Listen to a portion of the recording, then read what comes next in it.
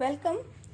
In today's lecture, we will study effect of error in a different tabular values.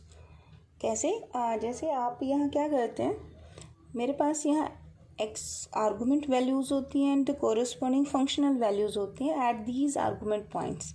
ठीक है, ये कोई function होता है और हम ये मानते हैं कि इक्वली स्पेस पॉइंट पर जो वैल्यूज़ हैं they are given to us, यानी कि टैबुलर वैल्यूज़ आपको गिवन है. तो अगर किसी टैबुलर वैल्यू में एरर अगर हम कंसीडर करते हैं या एरर हमने लिया एस्टिमेट जब किया है तो एरर है, तो how this error propagate in the table.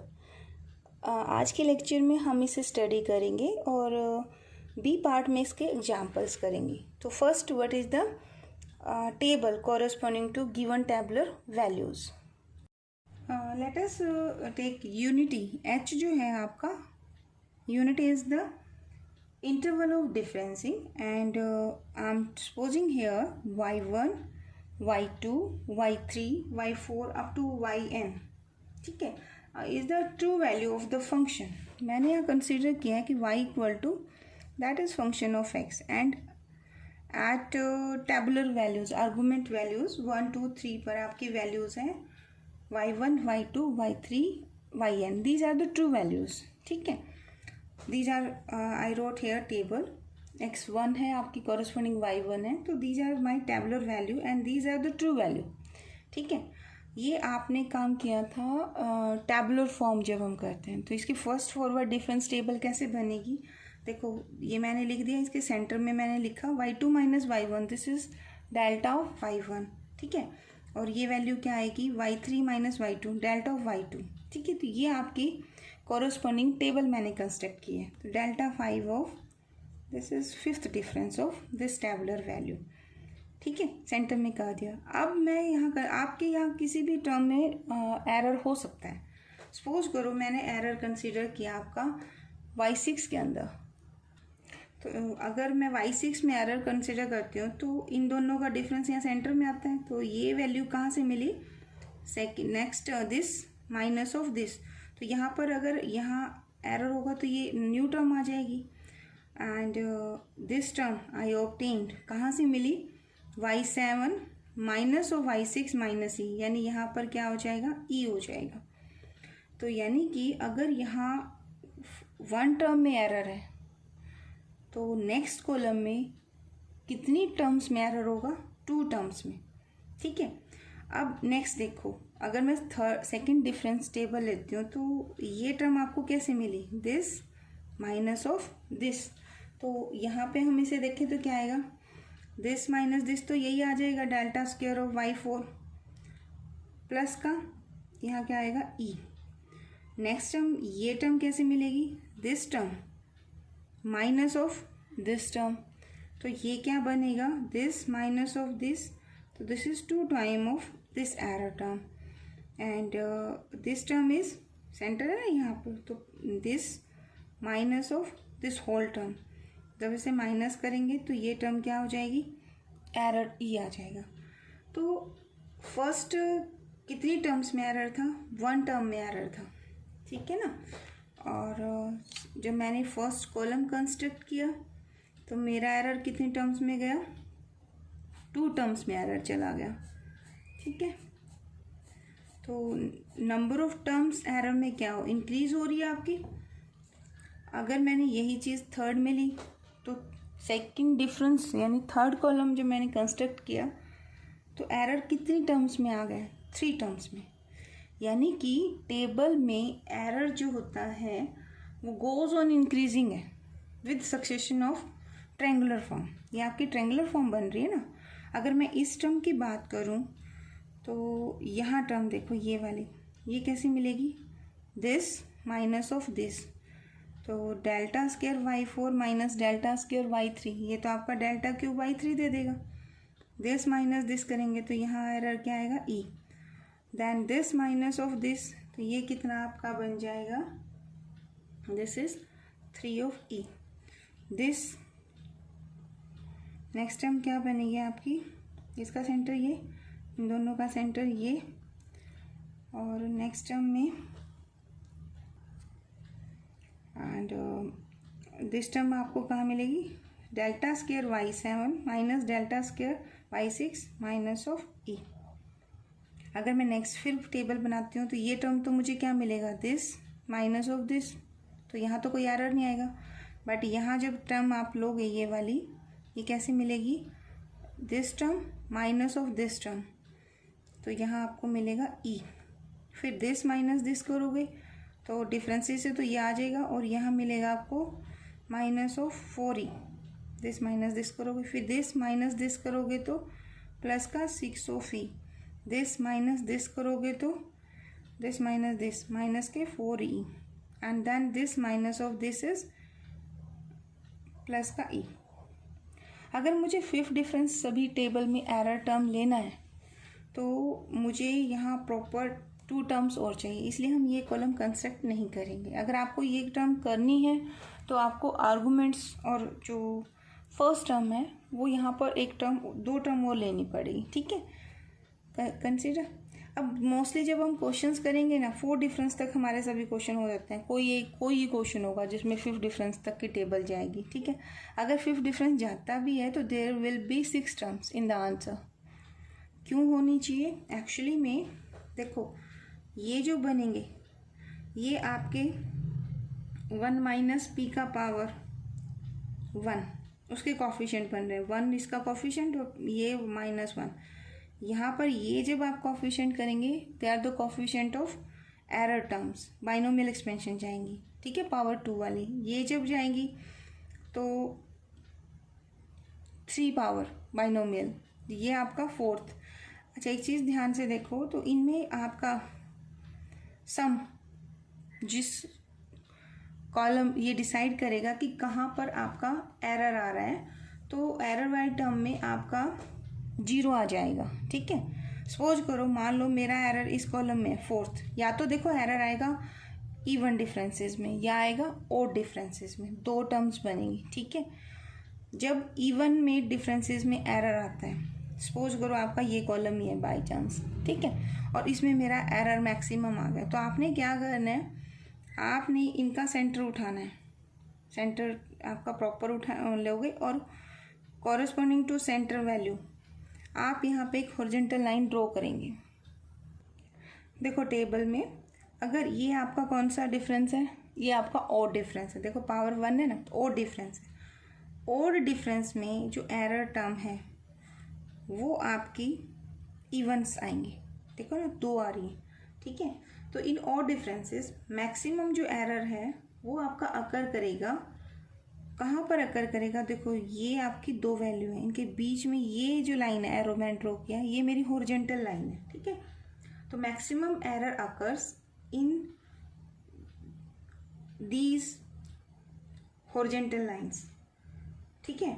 और ये आपके कॉरेस्पॉन्डिंग, ये हॉरिजॉन्टल लाइन कॉरेस्पॉन्डिंग किसके आई है, ये इनकरेक्ट वैल्यू के कॉरेस्पॉन्डिंग है। अगर मान लो आपका जो आप टेबल करेंगे तो उसमें जो सम ऑफ एंट्रीज ऑफ कॉलम जब आप वैल्यूज़ करेंगे ना, तो आपके पास ये वैल्यूज़ तो गिवन होंगी टेबल में, तो इन सब का आप सम कर सकते हो। जिस कॉलम में सबका सम क्या आएगा, 0 आएगा, वो कॉलम आपका एरर टर्म को डिसाइड करने में मदद करेगा। अभी क्वेश्चन करेंगे, देखो उससे क्लियर हो जाएगा। सपोज करो मेरा सेकंड डिफरेंस वाले कॉलम में एरर 0 आ रहा है, तो सेकंड डिफरेंस है ना, तो डिफरेंस कैसा हुआ, डिफरेंस मेरा इवन हुआ।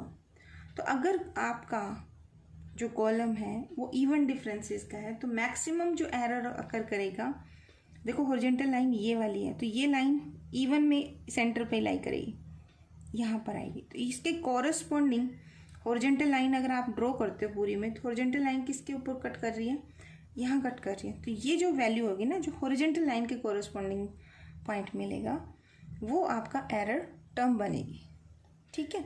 तो अभी देखो एक क्वेश्चन करते हैं, उससे हमें ज़्यादा क्लियर होगा कि how to do this. Let us take the example और thing how to find this error term. Suppose करो माई दिस टर्म, ठीक है, मेरा कॉलम ये है टेबल में, हो सकता है थर्ड डिफरेंस हो जाए। अगर मान लो इस कॉलम में एरर आ जाता है मेरा, मतलब इनका सम करूँ तो मैं 0 हो जाता है, तो 0 हो जाएगा तो ये वैल्यू ख़त्म हो जाएंगी, यहाँ कोई ना कोई वैल्यूज़ आ जाएंगी, ठीक है, यहाँ पर वैल्यू सपोज करो 1 है, -4 है, 6 है, 4 है और 1 ही है। इन दैट केस मुझे क्या करना है, सेंट्रल जो वैल्यूज़ आएगी ना, अभी क्वेश्चन करेंगे, देखना, कोई जो भी वैल्यू है उसको ई से गुना कर देना है और उस वैल्यू को जो यहाँ पर वैल्यू पड़ी है, ठीक है, उस कॉरस्पॉन्डिंग वैल्यू के साथ कंपैरिजन देना है कि that value is equal to this one.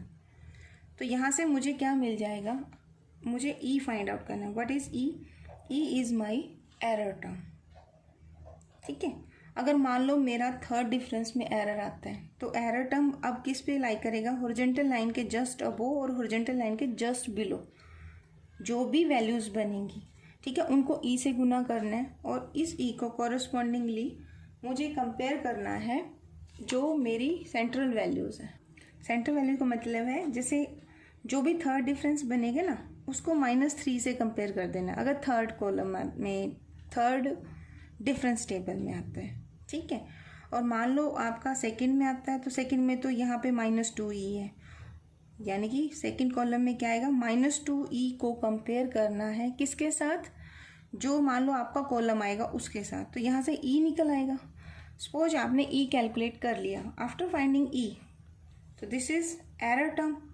आपको क्या निकालना है, आपको करेक्ट वैल्यू फाइंड आउट करनी है। तो correct value is equal to, ये आपको फॉर्मूला लगा देना है, करेक्ट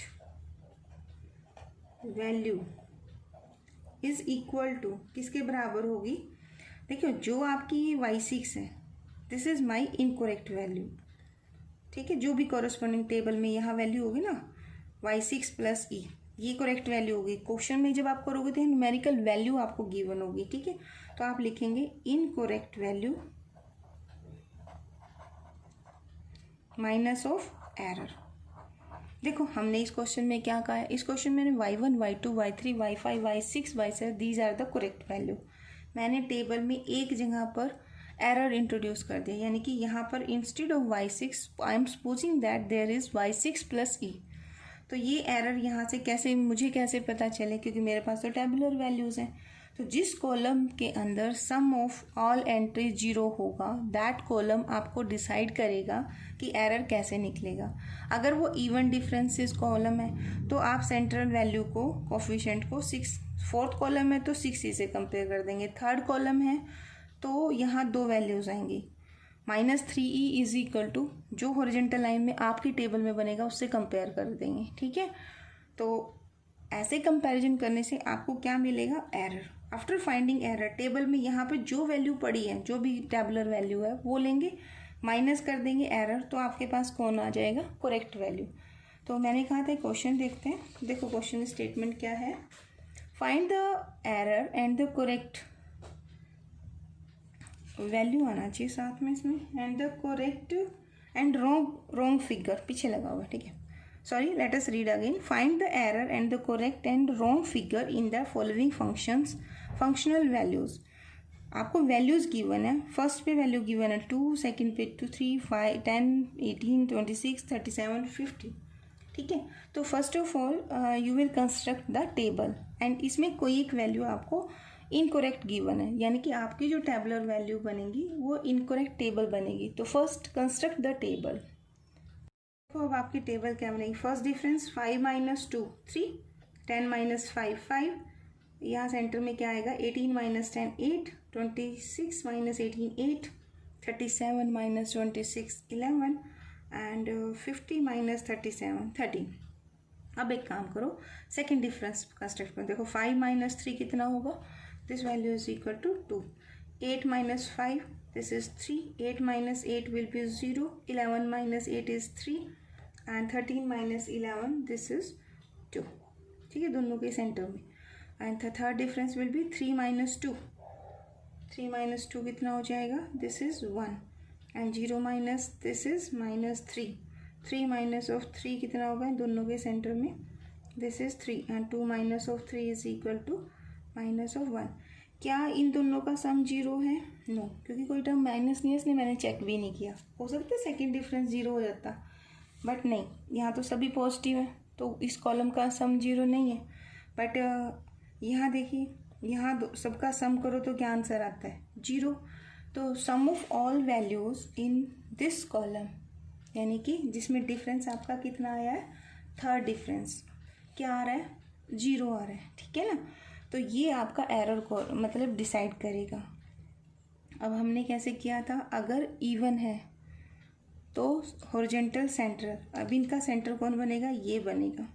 अब यहाँ पे एक लाइन कंस्ट्रक्ट करो हॉरिजॉन्टल। अब हमने क्या की, इन दोनों वैल्यूज़ के बीच में, ठीक है, थोड़ा मेरा यहाँ पे सेंटर वैल्यू में डिफरेंस ज़्यादा था तो प्रॉब्लम है। अगर ये इक्वली स्पेस्ड होता बिल्कुल सेंटर में कंस्ट्रक्ट होती। तो दिस इज इन दोनों के बीच में सेंटर लाइन ड्रॉ करो। तो इवन में तो इसके ऊपर वैल्यू लाई करेगी, ठीक है, फिर ये और डिफरेंस आ गया तो फिर दोनों के सेंटर में जाएगी। और ये हॉरिजॉन्टल लाइन जहाँ जिस वैल्यू को कट करेगी वो जो वैल्यू आएगी that is your error value, ठीक है। तो आप यहाँ कहेंगे 18 इज़ माई इनकरेक्ट वैल्यू, ठीक है। तो you will write 18 is incorrect value. अगर आप प्रॉपर जैसे क्वेश्चन किया था ना, लेकिन हमें पता नहीं ना उसमें तो एरर कौन से टर्म में है। जैसे हमने टेबल कंस्ट्रक्ट की थी तो मुझे पता था कि y6 में मैं एरर लेके चल रही हूँ, ठीक है। तो अब हमें फॉरवर्ड नहीं चलना, अब हमें ये देखना है कि किस कॉलम का सम 0 आता है। जिस कॉलम का सम 0 आएगा वो डिसाइड करेगा कि कौन सी टैबुलर वैल्यू में एरर है। अगर ये और डिफरेंसेस हैं तो जो आपके सेंटर में टर्म्स आएंगे, देखो फर्स्ट ये और ये, तो सेंटर में 2 बची ना, इनके बीचों बीच एक लाइन ड्रॉ करोगे आप सेंट्रल टेबल के अंदर, हॉरिजॉन्टल लाइन। ये हॉरिजॉन्टल लाइन जिस टैबुलर वैल्यू को कट करेगी वो आपकी इनकरेक्ट वैल्यू वाली वैल्यू होगी, ठीक है। आपके क्वेश्चन में यहाँ पे थर्ड डिफरेंस का में कॉलम का सम 0 आया, दैट्स वाई इन दोनों हॉरिजॉन्टल वैल्यू इनके बीच में एक लाइन ड्रॉ की। This is my horizontal line in this table and this line intersect at 18, so 18 is my incorrect value. तो कोफिशिएंट टर्म्स हमें कैसे मिलते हैं, कोफिशिएंट टर्म्स मुझे ऐसे मिलते हैं, जैसे मेरा थर्ड डिफरेंस आ गया तो ये 3 जो है ये मेरा 2n+1 के बराबर होगा। तो इसमें मुझे क्या करना होता है, मुझे कोफिशिएंट्स निकालने होते हैं। ये 1e होगा, -3e 3 और ये, तो यहाँ वैल्यू कितनी आई है मेरी -3। और अगर मैं 1 माइनस पी की पावर क्यूब करती हूँ तो इसके कोफिशिएंट्स क्या बनेंगे, तो कोफिशिएंट्स अभी किया था ना आपने थर्ड कॉलम में, तो वहाँ कोफिशिएंट क्या था, वहाँ कोफिशिएंट था e, फिर था आपका -3e, फिर था आपका 3e और फिर आपका था -e। अब सेकेंड कोफिशिएंट को इसके साथ कंपेयर करोगे तो यानी आपको क्या मिलेगा, -3e। आपके टेबुलर वैल्यूज़ में क्या है यहाँ आंसर, दिस इज़ -3। इन दोनों को सॉल्व करोगे तो एरर कितना आता है, दैट इज़ 1 वैल्यू, ठीक है। ज़रूरी नहीं है आप इससे करोगे, आपके पास दूसरा ऑप्शन भी पड़ा है। बाइनोमियल एक्सपेंशन में कोफिशिएंट कितना है, 3e। आपकी टेबल वैल्यू में कोफिशिएंट कितना है, e। तो सेकंड कंडीशन भी आपके पास है 3 of e is equal to 3, तो सेम e इक्वल टू 1, ये वेरिफिकेशन के लिए, ठीक है। तो how to calculate the correct value, formula क्या किया था अभी हमने, करेक्ट वैल्यू। मैंने बताया था कि जो टेबल में वैल्यू पड़ी है वो कौन है, वो आपकी इनकरेक्ट है। तो इनकरेक्ट कौन हुआ, आप यहाँ लिखेंगे इनकरेक्ट वैल्यू माइनस का एरर। तो what is the incorrect value, that is 18 and error is कितना आया, एरर ई की वैल्यू आ गई आपकी 1। तो करेक्ट वैल्यू कितनी हुई है आपकी टेबल में, दैट इज़ 17, ठीक है। अगर यही क्वेश्चन आप बच्चों करते हैं, जैसे 1-2 क्वेश्चन और हैं एक्सरसाइज में, अगर मान लो मैं यहाँ पे 4 डिफरेंस करती, ठीक है, तो और मुझे यहाँ पर 4 डिफरेंस करने के बाद मुझे कितनी वैल्यूज़ मिलेंगी, बाइनोमियल एक्सपेंशन में कितनी वैल्यू होती है, पावर 4 में 5 वैल्यूज़ होती हैं, ठीक है। तो उसमें कोफिशिएंट्स आप किससे कंपेयर करोगे, 1 माइनस पी की पावर 2n यानी कि 4। इसके कोफिशिएंट्स अगर आप देखें बाइनोमियल एक्सपेंशन करते हुए, तो फर्स्ट आएगा 1, सेकेंड आएगा आपका माइनस का 4e, फिर आएगा 6e, फिर 4e और फिर e, ठीक है। तो मान लो मैं यहाँ कॉलम बनाती हूँ और मेरी कोई क्वेश्चन ऐसा होता है जिसमें 4th डिफरेंस में मेरी एरर कॉलम में सम 0 होता, तो इन दैट केस जो सेंट्रल वैल्यू है उसके कॉरस्पॉन्डिंग आपको हॉरिजॉन्टल लाइन मिलेगी कॉरस्पॉन्डिंग सेंट्रल वैल्यू वहीं से आपको एरर टर्म मिल जाएगी। 6E को कंपेयर करोगे जो आपकी टेबल में सेंटर में आएगी वहाँ से एरर। सेम प्रोसीजर, बस इसमें क्या होगा, इवन डिफरेंसेस कॉलम में आपकी सम ऑफ ऑल वैल्यूज़ क्या आएगा, 0 आएगा। ठीक है, तो इस तरह का एक क्वेश्चन हो जाएगा। तो ऐसा करने से अब आपका फर्स्ट जो चैप्टर है बुक का वो कंप्लीट हो गया है। और नेक्स्ट लेक्चर में we will start our interpolation. I hope आपको समझ आ रहा होगा। Thank you.